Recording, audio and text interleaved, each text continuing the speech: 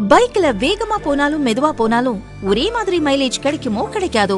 ஆனா அல்ட்ரா டியூரா ஃபிளேம்ல அதிக வெப்பத்துல சமைச்சாலும் எத்தனை பர்னர்ல சமைச்சாலும் 70% எரிவாயு சேமிக்கும். வேகமாவும் சமைக்கலாம், காசு மிச்சம். Ultra டியூரா flame.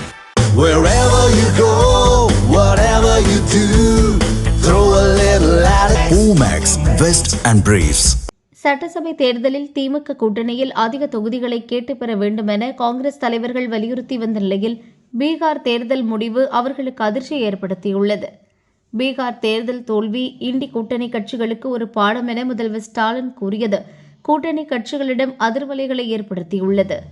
திமுக தலைமையிடம் அதிக தொகுதிகளை எதிர்பார்க்க முடியாதோ என்ற எண்ணம் காங்கிரசாரிடம் ஏற்பட்டுள்ளது. இச்சூழ்நிலையில் பீகார் தேர்தல் முடிவுகளை அடுத்து ராகுலிடம் தவிக தலைவர் விஜய் பேசியதாக தகவல் வெளியானது.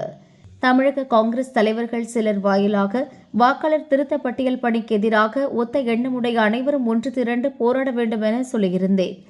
உங்களிடம் தகவல் சொல்லியிருப்பதாக கூறினர்.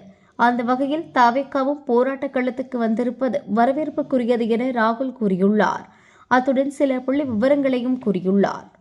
அப்போது சிறப்பு வாக்காளர் பட்டியல் திருத்த பணிக்கு எதிராக தவிக ஆர்ப்பாட்டம் நடத்த உள்ள தகவலை விஜய் தெரிவித்துள்ளார்.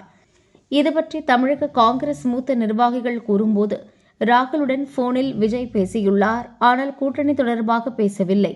அவர்கள் இருவரும் வெளிநாட்டில் சந்திப்பதற்குரிய திட்டத்தை அவர்களுக்கு நெருக்கமானவர்கள் ஏற்பாடு செய்துள்ளனர். அவர்கள் இருவரும் நேரில் சந்தித்து பேசிய பின் கூட்டணியிலும் மாற்றங்கள் ஏற்பட வாய்ப்புள்ளது என்று அவர்கள் தெரிவித்தனர்.